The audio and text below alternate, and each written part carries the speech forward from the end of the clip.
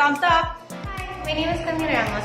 After attending the workshop of Miss Janae, the basic introduction of event coordination, I've learned all about the duties and responsibilities of an event coordinator.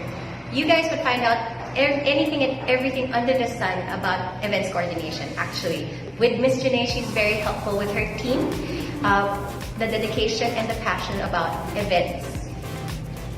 What is one thing that you is your main takeaway, like the thing that you really learned from the workshop? I think the main takeaway I got from the workshop is that this is the first time that I've seen or heard about the workshop for events coordination or events planning.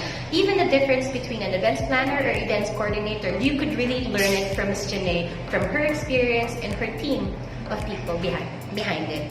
But yeah, I mean, that's the thing I learned. I mean, I think if you really have the passion for events, I mean, you're gonna fit right in. Sorry, okay. Okay, perfect. Thank you. Kumakas. I enjoyed the workshop of Askjennetoday. See you next time. So, what is one thing that you learned the most? Yung pinaka natandaan mo sa workshop? Siguro yung relationship with suppliers. Yun yung mas i-aano ko pa. Kasi hindi ako masyadong nakikipag-deal with others. Yun lang po. Thank you.